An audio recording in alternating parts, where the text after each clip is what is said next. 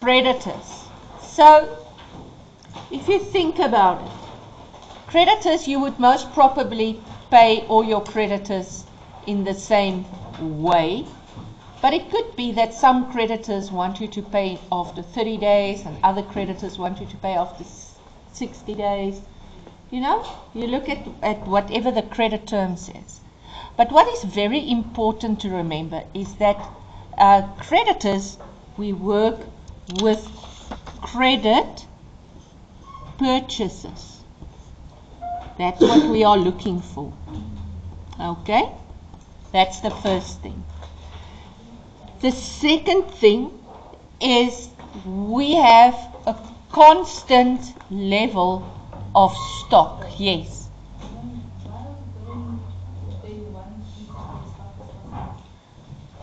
So what you are saying is true. They want us to pay as fast as possible, but if they are a supplier, they know that I buy the stuff that I buy from them is going to be my stock that I resell.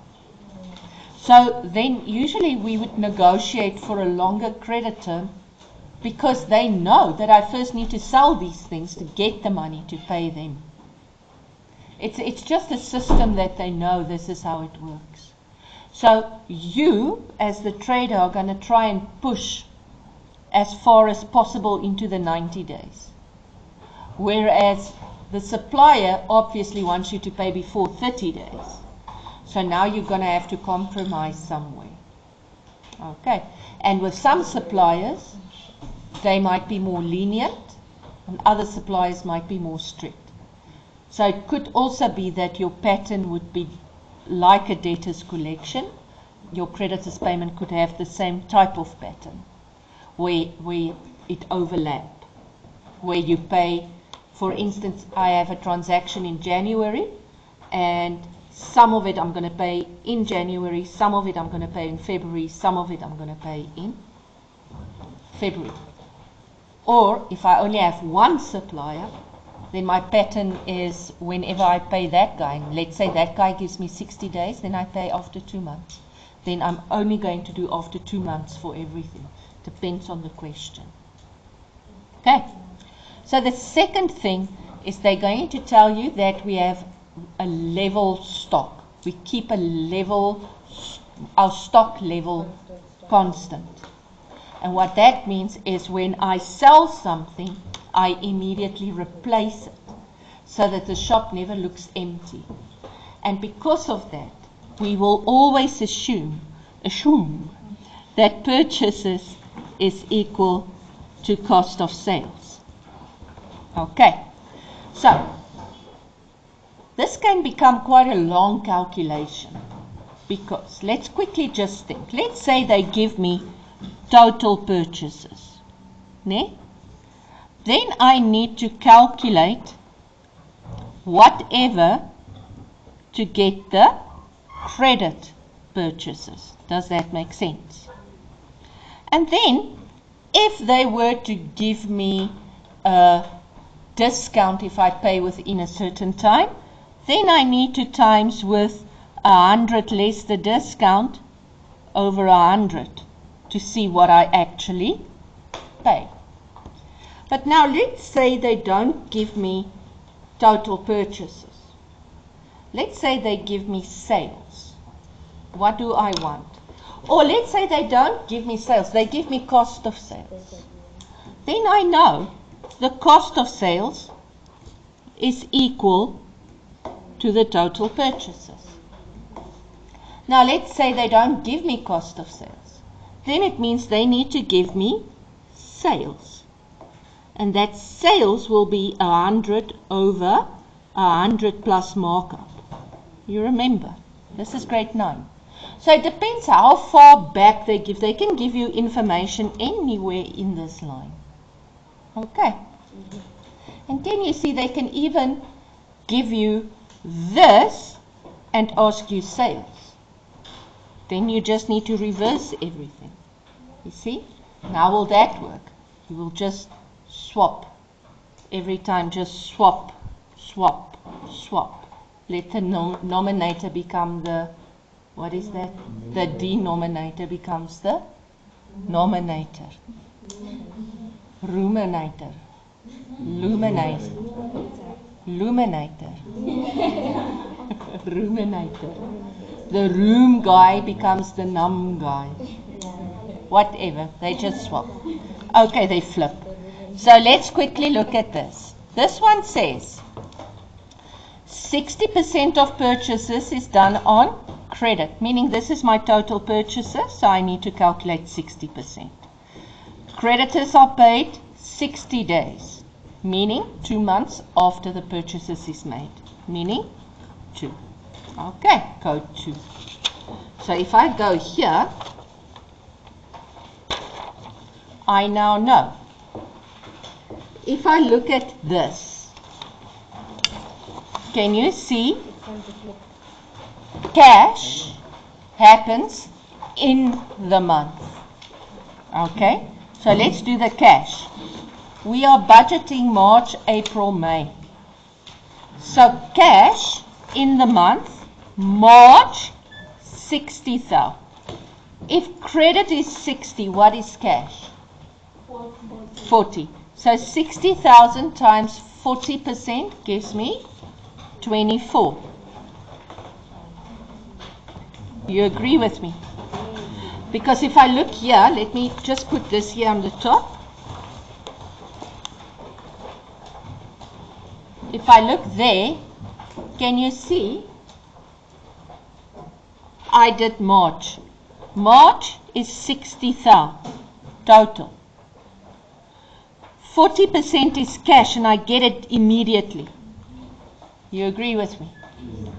But now I ask you, 60% is credit. So that would be 36,000. I can either say 60,000 times 60%, or I can say 60,000 less 24,000. You guys with me? Now I ask you, when will I pay the 36 if I bought it in March? In May. You see? This is month 0, month 1, month 2. Then I pay them. Okay, so let's go again. In March, I bought 60,000. Now when I buy that 60,000, 40% of that I pay cash. So cash is now, because I pay, then it's done. But 60% I buy on account. And they say I pay it after 60 days. So the code is 2. The month of transaction is March. So it would be March is 0. April would be 1. May would be 2. Okay. So, now, can you see? Let's start with January. January, can you see the cash I pay in January? Is that right? When will I pay the creditor? In March. Does that make sense? Because January is 0. February is 1. March is 2. And I pay my creditors in 2. So 50,000. What is my credit purchases? 60%. Nay, 50 times 60 gives me 30. Pato. Let's go to February. Can you see February? I'm not budgeting cash. Right? When will I pay the creditors for February? In April. In April. You with me? So, I will say 52 times 60%, and I'm paying it in April, so it's what? 31,200. Yes, it's 31,200. Yeah, 31,200.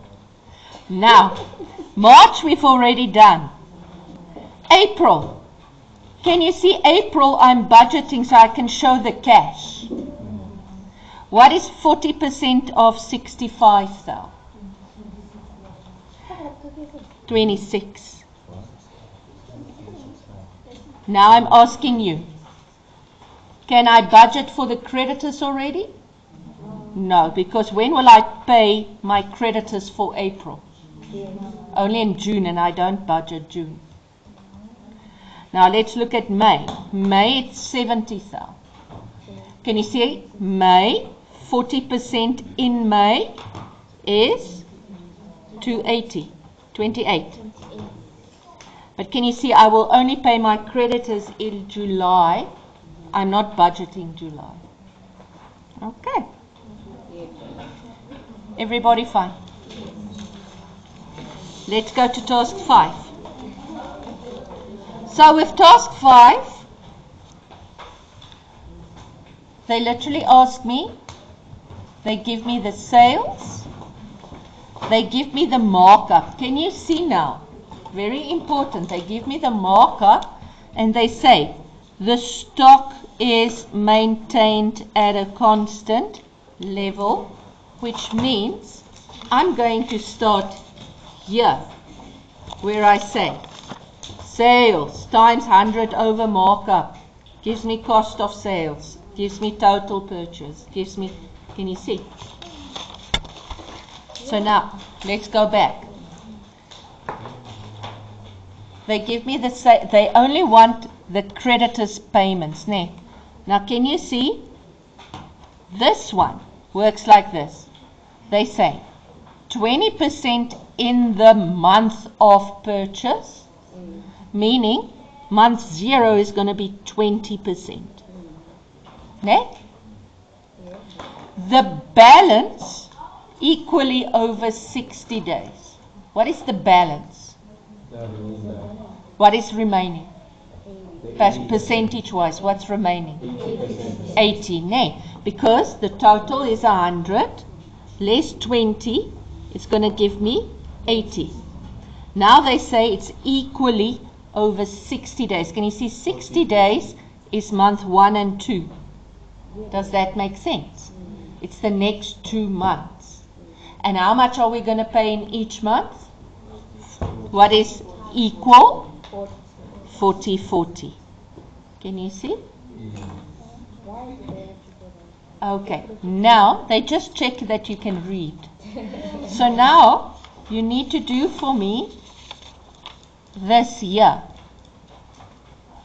But can you see now? They didn't give me purchases. They gave me sales. I'm going to show you October. So October, my sales is 70. My markup is 25, so it's 100 over 125. They say all purchases are on credit. So it means 100% is credit. Okay, so I don't need to go further. What is my credit purchase? 56. Now they say, in the month, 20%. What is 20% of 56,000? 11,200. Now, what is remaining? 80%. So it's going to be 40-40. So you can do it one of two ways. The easy way is I'm going to say 56 minus 11,200 divided 2. Or I can say 56 times 40%. And what is that? 22,400.